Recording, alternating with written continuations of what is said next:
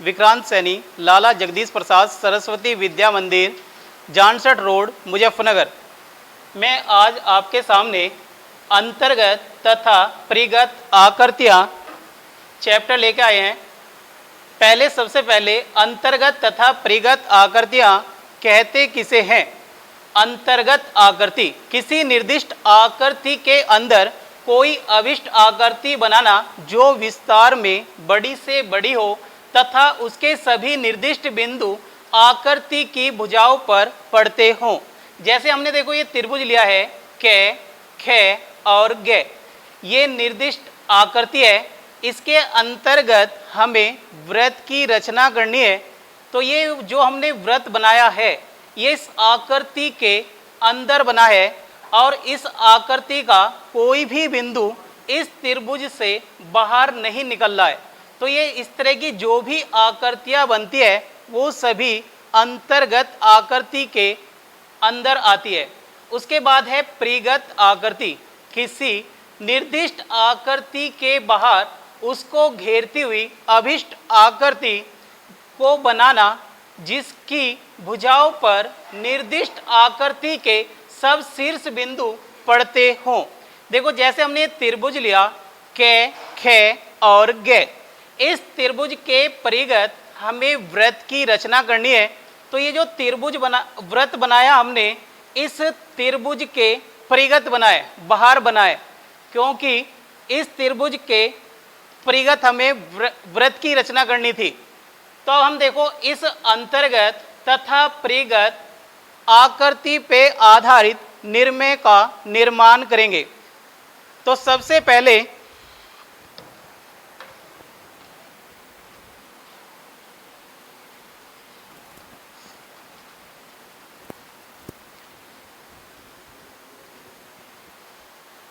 अंतर्गत आकृतियां बनाएंगे। तो निर्णय नंबर 1 है विषमबाहु त्रिभुज के अंतर्गत वर्ग की रचना कीजिए। विषमबाहु त्रिभुज कह रहा है, तो विषमबाहु त्रिभुज वह त्रिभुज जिसकी तीनों भुजाएं असमान होती है और त्रिभुज के अंतर्गत रचना करनी है वर्ग की। तो विषमबाहु त्रिभुज के अंतर्गत वर्ग की रचना करनी है। तो सबसे पहले विषमबाहु त्रिभुज बनाएंगे।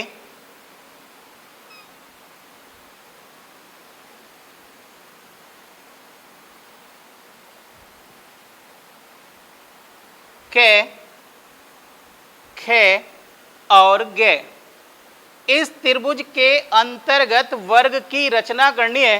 तो सबसे पहले इसके कै बिंदु से खे और गे भुजा पर लंब डालेंगे। तो कै को केंद्र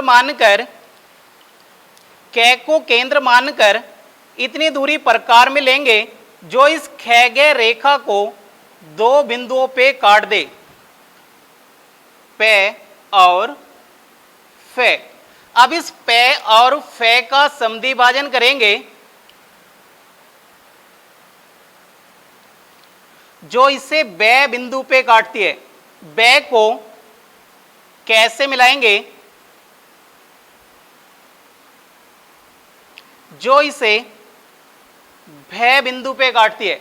अब जो रेखा है हमारी कै और भे, इस कै और भे रेखा पर कै बिंदु पे 90 डिग्री का कोण बनाना है। तो कै को केंद्र मानेंगे, कोई दूरी प्रकार में लेके एक चाप लगाएंगे जो इसे मैं बिंदु पे काटता है। मैं को केंद्र मान के जिस दूरी से हमने कै को केंद्र मान के चाप लगाया उसी दूरी से मैं को केंद्र मान के चाप लगाएंगे, फिर दूसरा चाप लगाएंगे और उसका समद्विभाजन कर देंगे। इस यह बिंदु को कै बिंदु से मिलाते हुए इस रेखा को आगे बढ़ा देंगे। कै को केंद्र मानेंगे और भे तक की प्रकार में दूरी लेके चाप लगाएंगे जो इस लंब को रे बिंदु पे काटता है। इस रे बिंदु को खे बिंदु से मिला देंगे।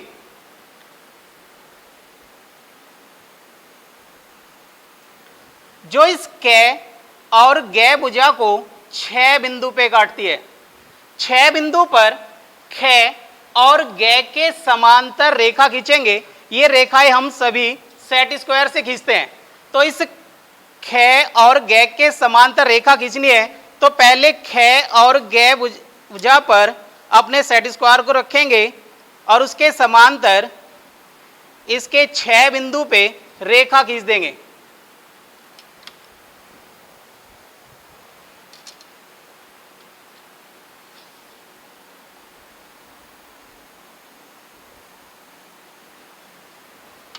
छः और 6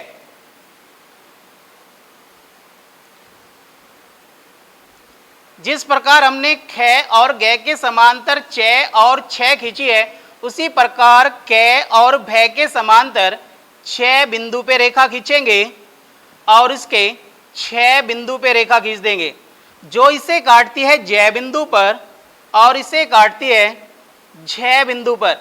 तो ये जो वर्ग बना है आपका 6, 6, झ और झ इस विषमबाहु त्रिभुज के अंतर्गत होगा। देखो सबसे पहले हमने क्या क और ख ग विषमबाहु त्रिभुज खींचा, उसके अंतर्गत वर्ग की रचना करनी है। तो इसके क बिंदु से ख और ग भुजा पर लंब डालेंगे जो इसे भ बिंदु पे काटती है। अब इसके क बिंदु पे 90 डिग्री का कोण बनाती हुई रेखा क को केंद्र माना, भ तक की प्रकार में दूरी लेके चाप लगाया जो इस 90 डिग्री के कोण को र बिंदु पे काटती है। र को ख से मिलाएंगे जो इसे 6 बिंदु पे काटती है। 6 बिंदु पर ख और ग के समांतर रेखा खींचेंगे 6 और 6। अब इस क और भ के समांतर 6 बिंदु पे रेखा खींचेंगे 6 ज और 6 झ। ये जो आकृति बनी है यही अभिष्ट आकृति होगी हमारे त्रिभुज के अंतर्गत। निर्णय नंबर 2 लेंगे।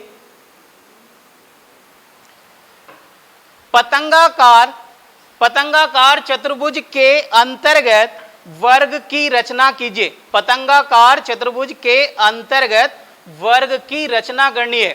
देखो पतंगाकार चतुर्भुज की संलग्न भुजाएं बराबर होती है और आमने सामने की भुजाएं समांतर होती है। इसकी संलग्न भुजाएं बराबर होती हैं और आमने सामने की भुजाएं समांतर होती है। तो हमें पतंगाकार चतुर्भुज के अंतर्गत वर्ग की रचना करनी है। तो सबसे पहले पतंगाकार चतुर्भुज खींचेंगे।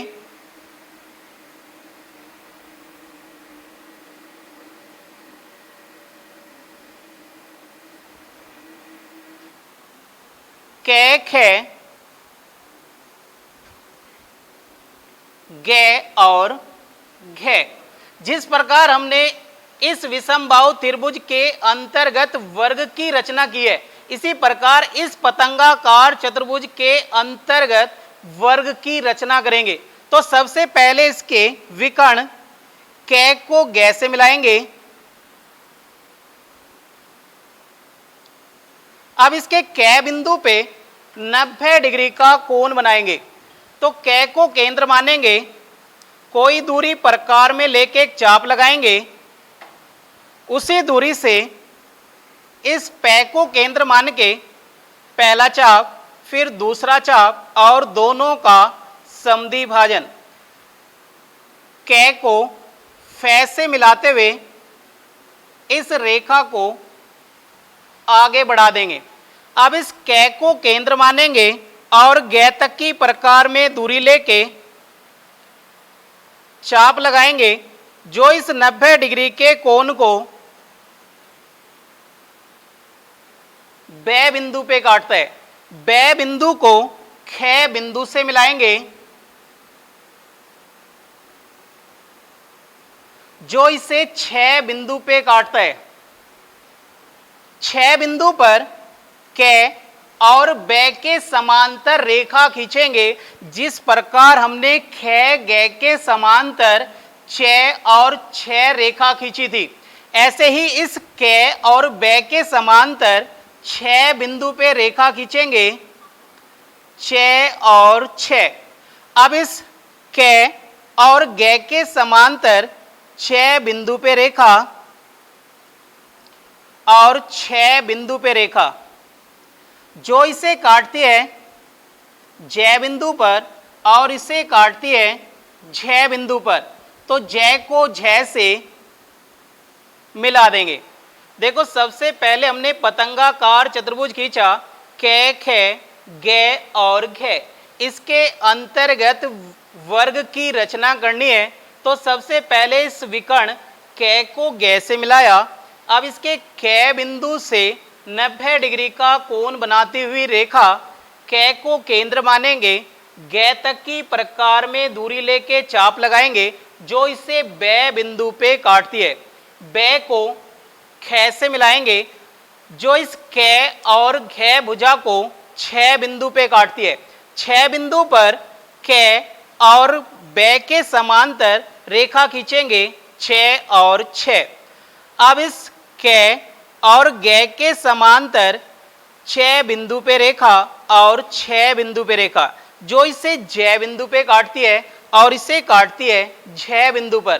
तो ये जो वर्ग बनेगा आपका 6 6 ज और झ इस पतंगाकार चतुर्भुज के अंतर्गत होगा। निर्णय नंबर 3 है वर्ग के अंतर्गत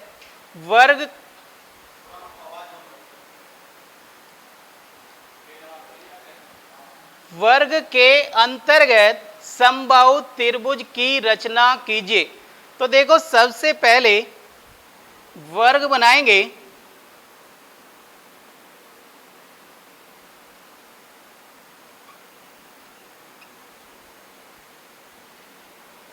क ख ग और घ। ये कह रहा है इस वर्ग के अंतर्गत समबाहु त्रिभुज की रचना करनी है।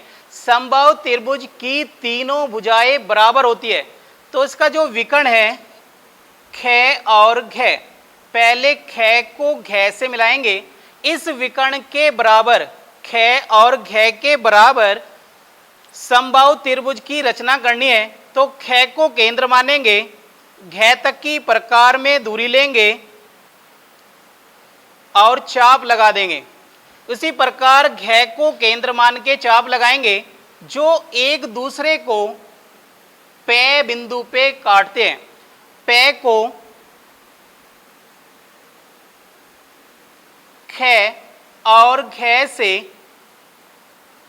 मिला देंगे।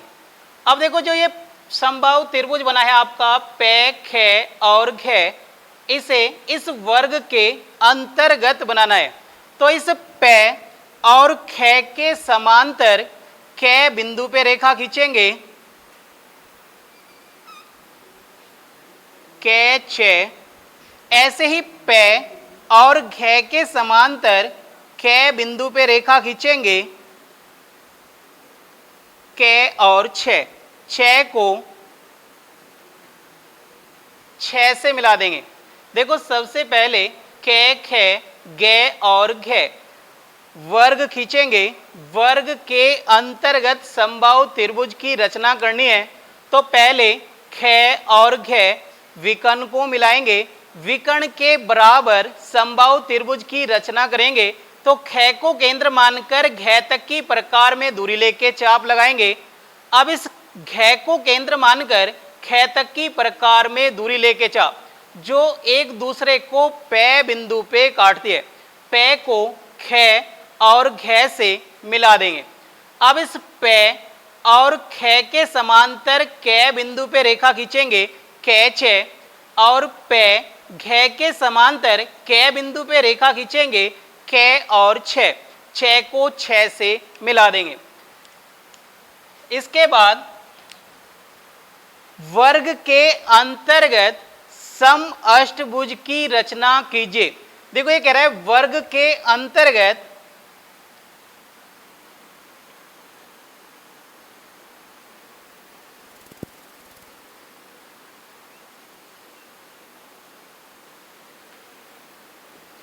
क ख ग और घ। ये कह रहा है इस वर्ग के अंतर्गत सम अष्टभुज की रचना करनी है।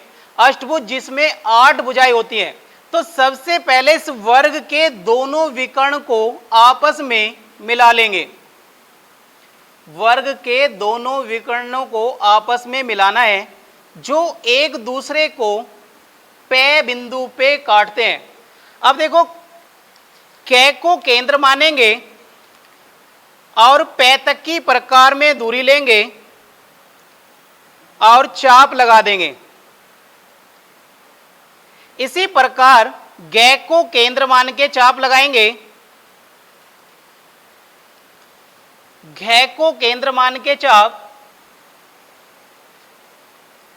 और खे को केंद्र मान के चाप, सभी बिंदुओं को केंद्र मान के चाप लगाएंगे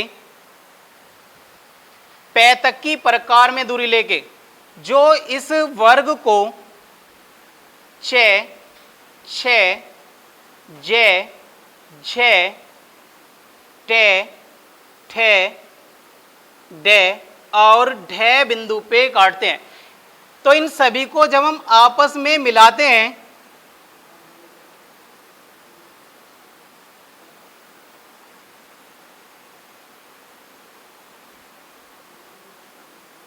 तो ये बन जाता है आपका अष्टभुज। देखो, हमने सबसे पहले वर्ग खींचा कै, खे, गे और घे। वर्ग के दोनों विकर्ण को आपस में मिलाया, कै को घे से मिलाया, खे को गे से मिलाया, जो एक दूसरे को पे बिंदु पे काटते हैं। अब प्रत्येक बिंदुओं को केंद्र मानना है और पे तक की प्रकार में दूरी लेके चाप लगाएंगे। पहले कै को केंद्र मानकर पे तक की प्रकार में दूरी लेके चाप लगाया, गे को केंद्र माना, पे तक की प्रकार में दूरी लेके चाप, घे को केंद्र माना, पे तक की प्रकार में दूरी लेके चाप। अब इस खे को केंद्र मानकर पे तक की प्रकार में दूरी लेके चाप लगाएंगे। तो इस वर्ग को 8 बिंदुओं पे काटता है, छे, छे, जे, झे, टे, ठे, डे और ढे। इन सभी बिंदुओं को जब हम आपस में मिलाते हैं तो ये बनता है अष्टभुज।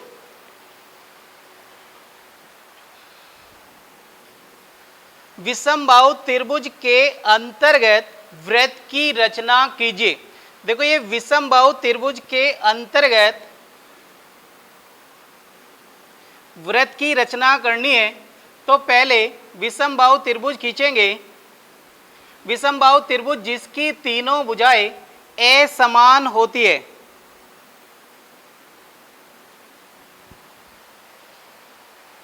विषमबाहु त्रिभुज हो, समबाहु त्रिभुज हो या समद्विबाहु त्रिभुज हो, जब भी त्रिभुज के अंतर्गत वृत्त की बात आती है तो उसके कोई भी दो कोणों का समद्विभाजन कर देते हैं।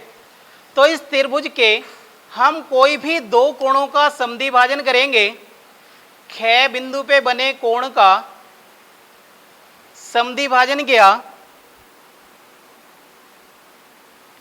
ऐसे ही गे बिंदु पे बने कोण का समद्विभाजन करेंगे।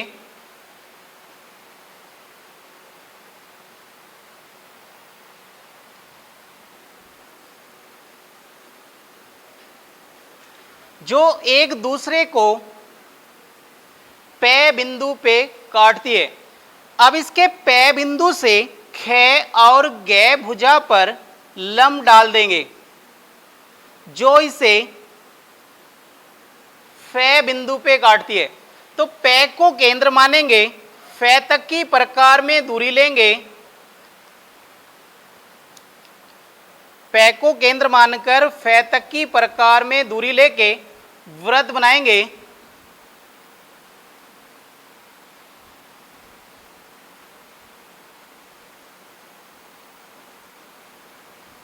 देखो, सबसे पहले विषमबाहु त्रिभुज लिया खे, खे, गे, इसके अंतर्गत वृत्त की रचना करनी है।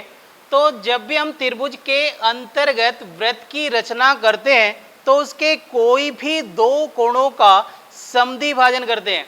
तो इसके खे बिंदु पे बने कोण का समद्विभाजन करेंगे और गे बिंदु पे बने कोण का समद्विभाजन करेंगे, जो एक दूसरे को पे बिंदु पे काटते हैं। पे बिंदु से खे और गे भुजा पर लंब घेरेंगे जो इसे फे बिंदु पे काटता है। पे को केंद्र मानकर फे तक की प्रकार में दूरी लेके वृत्त बना देंगे। निर्णय नंबर 6 है, त्रिभुज के परिगत वृत्त की रचना कीजिए।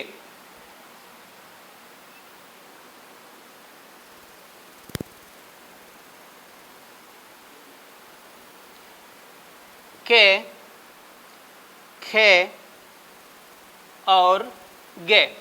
देखो यहां पे तो कह रहा है त्रिभुज के अंतर्गत वृत्त की रचना, यहां पे कह रहा है विषमबाहु त्रिभुज के परिगत वृत्त की रचना करनी है।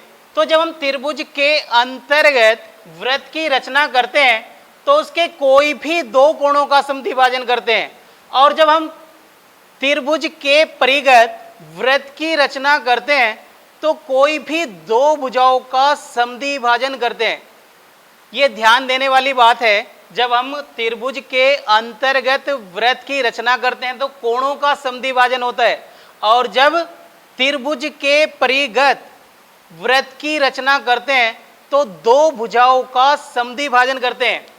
तो इस ख को केंद्र मानकर चाप लगाएंगे, फिर क को केंद्र मान के चाप लगाएंगे जो इसे काटती है 6 बिंदु पर और इसे काटती है 6 बिंदु पर। ऐसे इसकी ख और ग भुजा का समद्विभाजन करेंगे।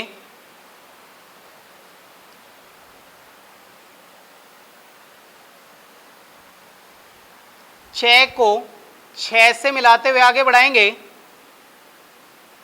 और j को 6 से मिलाते हुए आगे बढ़ाएंगे। ये समद्विभाजन वाली भुजाएं एक दूसरे को मैं बिंदु पे काटती है। तो मैं को केंद्र मानेंगे, के या खे या गे तक की प्रकार में दूरी लेके